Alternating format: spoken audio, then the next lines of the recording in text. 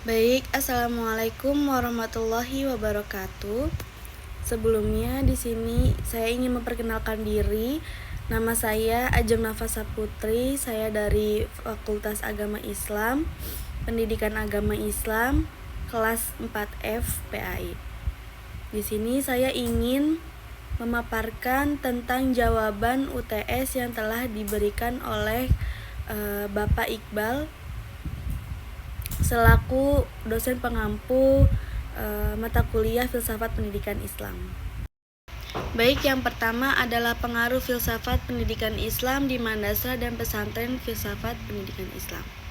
Nah, di sini filsafat ini seharusnya menjadi ruh dalam praktik pendidikan di madrasah dan pesantren.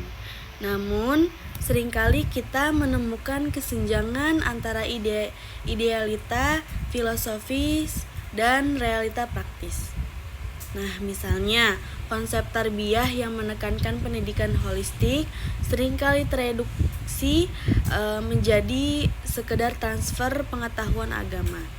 Nah, madrasah dan pesantren ini perlu secara kritis merefleksikan bagaimana filosofi pendidikan Islam diimplementasikan dalam kurikulum, lalu metode pengajarannya, dan juga lingkungan belajarnya.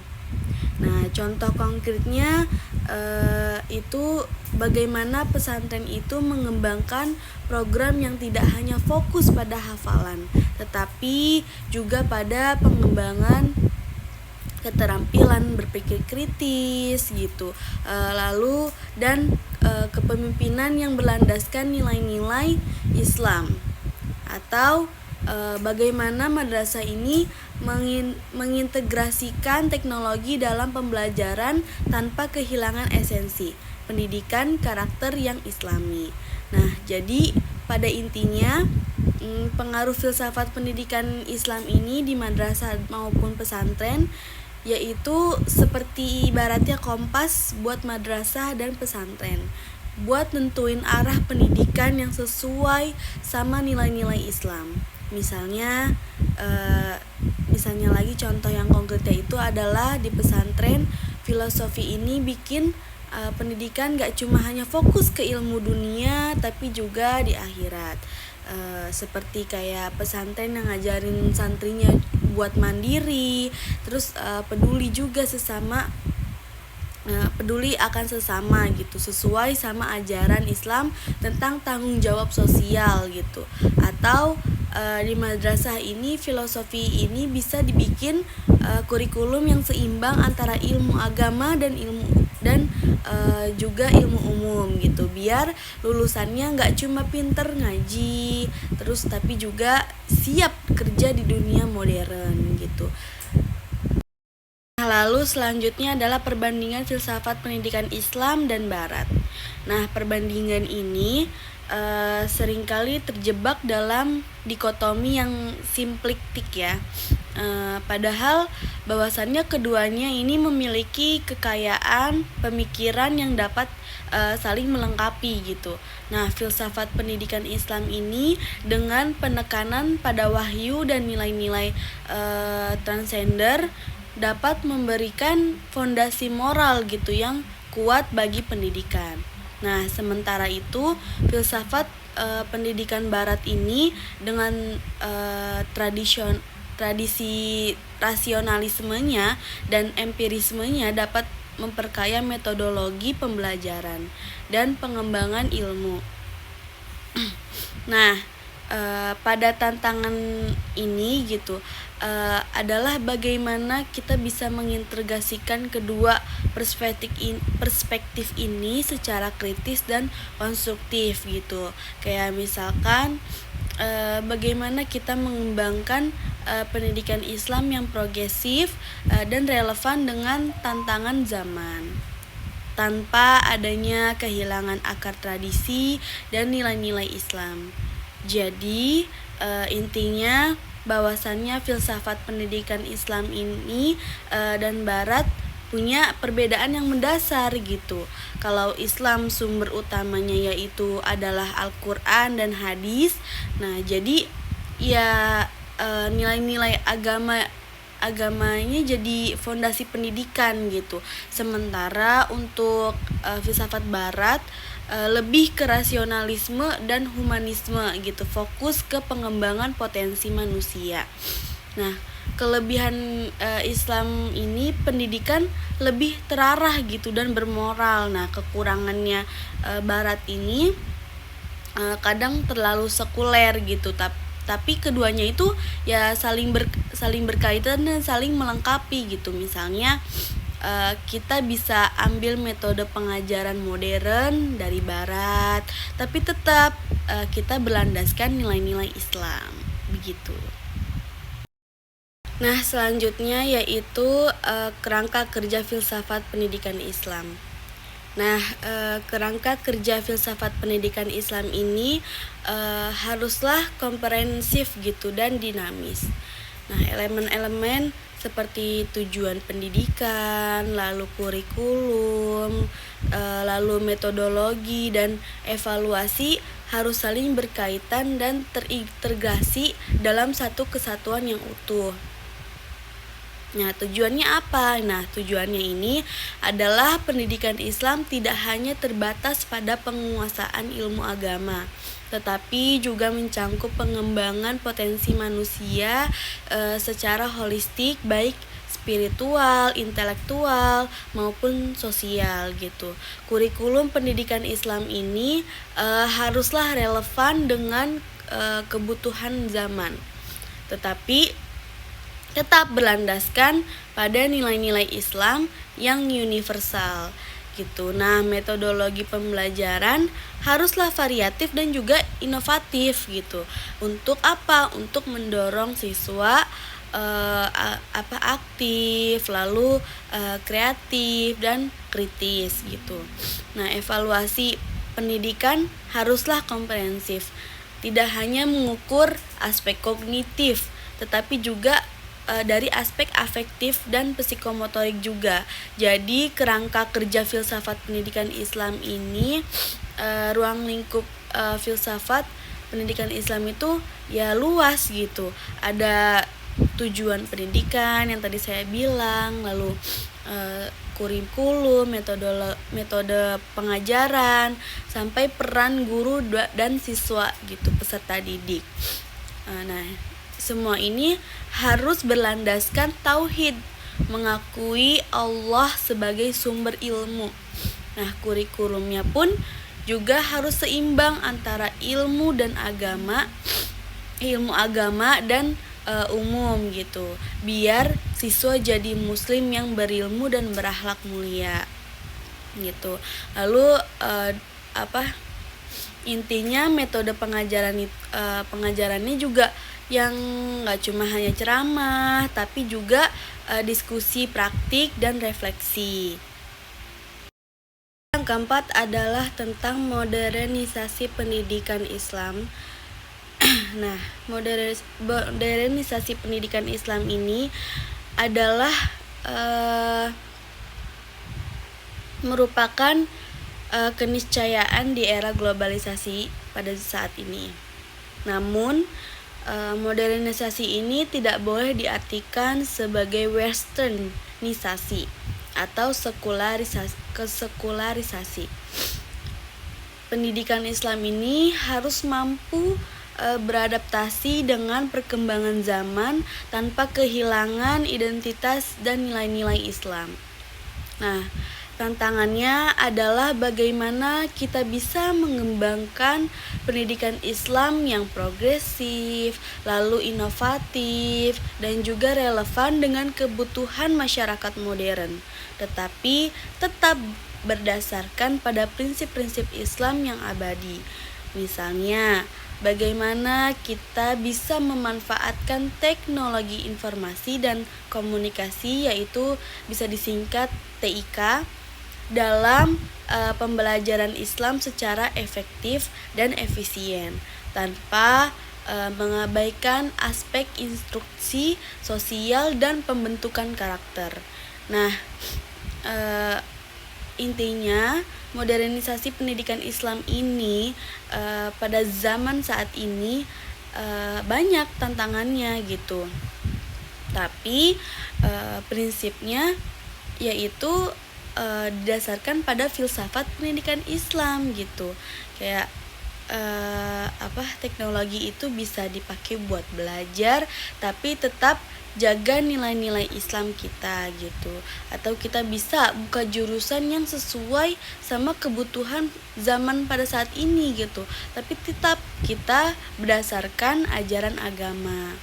Jadi bukan berarti kita ini pada zaman modernisasi ini meninggalkan nilai-nilai Islam, tapi gimana kita bisa menyesuaikan diri, menempatkan diri tanpa kehilangan identitas kita gitu. Nah, dan di era modernisasi ini juga kita bisa buka program studi yang relevan sama kebutuhan zaman, tapi tetap berdasarkan ajaran agama gitu. Pokoknya kita tidak bisa adaptasi lah gitu tanpa kehilangan identitas nilai-nilai Islam kita. Yaitu tentang nomor 5, yaitu tentang urgensi dan fungsi filsafat pendidikan Islam dalam pembentukan karakter filsafat pendidikan Islam. Nah, di sini yaitu filsafat pendidikan Islam ini memiliki peran yang sangat penting gitu dalam pembentukan karakter siswa. Nah, pendidikan karakter dalam Islam ini tidak hanya terbatas pada pengembangan akhlak mulia, tetapi juga mencangkup pengembangan kepribadian yang utuh dan seimbang. Nah, siswa pendidikan Islam ini memberikan landasan filosofis yang kuat bagi pendidikan karakter dengan menekankan pentingnya nilai-nilai seperti tauhid, keadilan, kejujuran, dan tanggung jawab, serta kasih sayang. Nah, pendidikan karakter yang berlandaskan filsafat pendidikan Islam akan menghasilkan generasi muda yang tidak hanya cerdas secara intelektual gitu, tetapi juga memiliki integritas moral yang tinggi dan mampu berkontribusi positif bagi masyarakat. Nah, urgensi dan fungsi filsafat pendidikan Islam ini dalam pembentukan karakter yaitu penting gitu untuk ngebentuk karakter siswa. Jadi bukan pendidikan itu hanya transfer ilmu, tapi juga pembentukan akhlak mulia kepada peserta didik. Nah, kalau siswa punya karakter yang baik, ya mereka juga bakal jadi bermanfaat buat agama, bangsa, dan negara gitu. Contohnya misalkan mereka jadi pemimpin yang jujur, adil, dan bertanggung jawab gitu. Atau misalkan mereka jadi ilmuwan yang inovatif tapi tetap peduli gitu sama lingkungan sekitarnya gitu. Jadi intinya bahwasannya mereka bakal jadi generasi yang berguna gitu untuk negara ini gitu. Nah, selanjutnya yaitu pendekatan studi filsafat pendidikan Islam. Nah, pendekatan studi filsafat pendidikan Islam ini haruslah multidisipliner dan interdisipliner. Nah, filsafat pendidikan Islam ini tidak hanya dipelajari secara terisolasi dari disiplin ilmu lainnya seperti teologi, lalu sosiologi, psikologi, dan sejarah. Nah, pendekatan yang paling efektif ini adalah pendekatan yang mengintegrasikan berbagai perspektif dan metodologi untuk memahami filsafat pendidikan Islam secara komprehensif dan mendalam. Misalnya, pendekatan historis kritis dapat digunakan untuk memahami perkembangan pemikiran filsafat pendidikan Islam dari masa ke masa. Nah, sementara pendekatan sosiologis ini dapat digunakan untuk menganalisis konteks sosial dan hubungan yang mempengaruhi praktik pendidikan Islam. Nah, pendekatan yang efektif ini buat ningkatin kualitas pendidikan Islam itu yang integratif gitu, untuk menggabungkan berbagai disiplin ilmu. Nah, dan juga pendekatan ini partisipatif juga penting gitu, yaitu melibatkan semua pihak, yaitu pihak kayak guru, siswa, lalu juga orang tua dan masyarakat, buat nyusun program pendidikan yang sesuai sama kebutuhannya gitu. Selanjutnya yaitu rancangan program pendidikan Islam integratif dalam merancang proses pendidikan Islam yang mengintegrasikan hakikat manusia dan hakikat pendidikan. Nah, di sini kita perlu memahami bahwa manusia dalam perspektif Islam itu adalah makhluk yang diciptakan oleh Allah Subhanahu wa Ta'ala dengan potensi fitrah untuk beriman dan bertakwa. Nah, pendidikan Islam ini bertujuan untuk mengembangkan potensi ini secara holistik dan mencangkup aspek spiritual, lalu intelektual dan emosional, lalu serta sosial. Nah, komponen utama yang harus ada dalam program pendidikan Islam integratif ini, yang pertama adalah tujuan pendidikan yang berbasis tauhid. Nah, tujuan pendidikan harus berlandaskan pada tauhid, yaitu pengakuan akan keesaan Allah Subhanahu wa Ta'ala. Nah, ini berarti pendidikan tidak hanya bertujuan untuk mengembangkan kecerdasan intelektual, tetapi juga kecerdasan spiritual dan moral. Nah, yang kedua ada kurikulum yang komprehensif dan integratif. Nah, kurikulum yang harus mencangkup ilmu-ilmu agama, yaitu contohnya tafsir, hadis, fikih, dan lain-lain, dan ilmu-ilmu umum, contohnya sains, teknologi, dan sosial, dan serta yang lain-lain. Nah, ini tuh diintegrasikan secara harmonis. Integrasi ini bertujuan untuk menunjukkan bahwa semua ilmu pengetahuan bersumber dari Allah Subhanahu wa Ta'ala dan saling melengkapi. Nah, yang ketiga adalah metodologi pembelajaran yang variatif dan interaktif. Metodologi pembelajaran harus variatif dan interaktif. Tidak hanya berpusat pada guru, maksudnya teacher center gitu, tetapi juga berpusat pada siswa, student center. Nah, metode seperti diskusi, proyek, studi kasus, dan pembelajaran berbasis masalah dapat digunakan untuk mengembangkan kemampuan berpikir kritis mereka dan agar siswa ini kreatif gitu. Nah, yang ketiga adalah lingkungan pendidikan yang kondusif. Lingkungan pendidikan ini harus kondusif untuk pengembangan potensi siswa secara holistik. Nah, ini mencangkup lingkungan fisik yang nyaman, lalu lingkungan sosial yang harmonis, dan lingkungan spiritual yang mendukung. Nah, yang keempat adalah evaluasi yang komprehensif. Nah, evaluasi ini tidak hanya mengukur dari aspek kognitif, tetapi juga aspek dari afektif dan psikomotorik.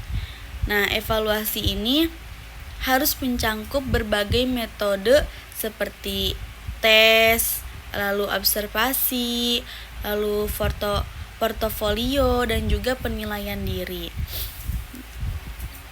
Gitu. Selanjutnya yaitu peran filsafat pendidikan Islam dalam demokratisasi pendidikan filsafat pendidikan Islam. Nah, ini juga memiliki peran yang penting dalam menciptakan sistem pendidikan yang inklusif dan adil. Nah, prinsip-prinsip seperti ini seperti kayak kesetaraan, lalu keadilan, dan juga partisipasi yang terkandung dalam ajaran Islam dapat menjadi landasan filosofis bagi demokratisasi pendidikan. Nah, contoh implementasi peran filsafat pendidikan Islam ini dalam demokratisasi pendidikan yaitu pendidikan yang terbuka untuk semua. Nah, maksud di sini adalah pendidikan Islam yang harus terbuka untuk semua orang tanpa memandang latar belakang sosial, lalu ekonomi atau budaya dan lain sebagainya gitu. Nah, ini berarti karena pemerintah dan lembaga pendidikan harus menyediakan akses pendidikan yang merata dan berkualitas untuk semua warga negara. Nah, selanjutnya yaitu kurikulum yang inklusif. Maksudnya ini apa? Nah, maksudnya di sini adalah kurikulum ini harus mengakomodasi kebutuhan semua siswa, termasuk siswa dengan kebutuhan khusus. Nah, ini berarti kurikulum ini harus dirancang secara fleksibel dan adaptif sehingga dapat disesuaikan dengan kebutuhan individu siswa. Nah, selanjutnya yaitu partisipasi aktif. Nah, partisipasi aktif masyarakat ini harus dilibatkan secara aktif dalam proses pendidikan. Nah, ini berarti pemerintah dan lembaga pendidikan harus membuka ruang bagi partisipasi masyarakat dalam pengambilan keputusan terkait pendidikan gitu. Dan selanjutnya adalah pendidikan yang berbasis nilai-nilai keadilan. Nah, pendidikan ini harus berlandaskan pada nilai-nilai keadilan. Nah, berarti semua siswa harus diperlakukan secara adil dan setara tanpa diskriminasi. Gitu. Baik, segitu saja yang saya bisa sampaikan. Kurang lebihnya mohon maaf. Wassalamualaikum warahmatullahi wabarakatuh.